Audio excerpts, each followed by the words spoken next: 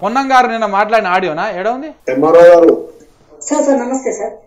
నా నెంబర్ లేదా తల్లి పొన్నం ప్రభాకర్ అధికారిక నెంబర్ లేదు సార్, ఇప్పుడే చూడాలి చూస్తున్నాం సార్. నాకు చేసుకుంటాం సార్. ఆడియో గారు లైన్ ఉన్నారు. మాధవి మినిస్టర్ గారు కాల్ చేసిన నమస్తే అమ్మా. అది ఇప్పుడు మొన్న మీరు చెక్కుల గురించి చెప్పారు కదా కళ్యాణ లక్ష్మి. అవును సార్. మంత్రి గారి దృష్టిలో పెట్టి వాళ్ళు చెప్పినట్టుగా ఆ టైం తీసుకొని చేయండి. మళ్ళీ దృష్టిలో పెట్టి సార్ మేము కూడా చెప్తున్నాం ఎంఆర్ఓ గారు. సార్ సార్ మొన్నటి దాకా ఉగ్రవాద ఎమ్మెల్యే ఈటల రాజేందర్ ఉంటే ఎమ్మెల్సీ గవర్నమెంట్ ఉంది కదా అని ఎమ్మెల్సీ కౌశిక్ రెడ్డి గారు పంచిపించారు మీరు. అవును సార్ అవును. ఇప్పుడు మేము మా ఊరికి ప్రోటోకాల్ లేదు. ఎమ్మెల్సీ కాదు, మా contested candidate Pranav. Sir sir ఎమ్మెల్యేకి మా పార్టీ వాడు కాదు, మా అధికార పార్టీ కాదు. సార్ మీకే స్వేచ్ఛ ఇస్తున్నాం, మీరే అధికారం వహించండి. ఆయన చేయికి ఒక్కటి పోయినా పోవద్దని చెప్తున్నాను. పొన్నం ప్రభాకర్ ఏమైంది నీకు? నువ్వు అసలు ఏమనుకుంటున్నావు నాకు అర్థమవుతలేదు. నేను కరీంనగర్ అని తాత జాగిరా లేదా హుజురాబాద్ అని తాత జాగిరా? ఎమ్మెల్యేగా కౌశిక్ రెడ్డికి అవుట్ రైట్ ఉంటుంది ఆడ.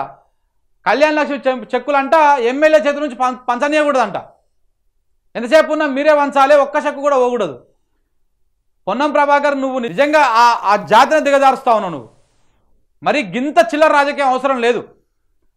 చేయాలనుకుంటే బాజాప్తా డైరెక్టే అయ్యి, కానీ గిట్ట అధికారులకు హుకుం జారీ చేసి కళ్యాణ లక్ష్మి చెక్కులు పోకూడదు ఎవరికి.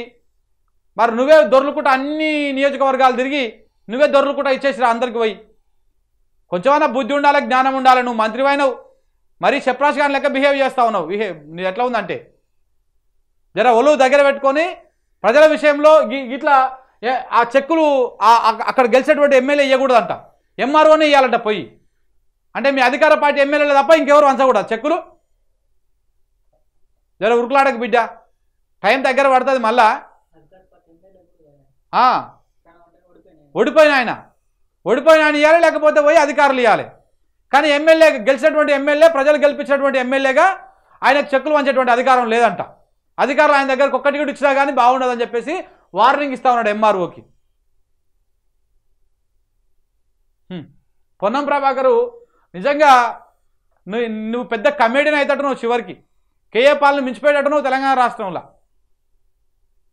జర ఒళ్ళు దగ్గర పెట్టుకొని జాగ్రత్తగా బిహేవ్ చేయి. మొత్తం నీ చెప్పు చేతుల్లో ఛానల్లో ఉంటే ఇక మొత్తం నువ్వేం నడిపినా నడుస్తావు అనుకుంటున్నావు. కొన్ని రోజుల దాకా నీ డ్రామాలు నడుస్తాయి, తర్వాత అసలు కథ వేరే ఉంటుంది. అప్పుడు నువ్వు కరీంనగర్ రాలేవు, హుస్నాబాద్ పోలేవు. హుస్నాబాద్లో అప్పుడు నీకు తిరుగుబాటు స్టార్ట్ అయింది.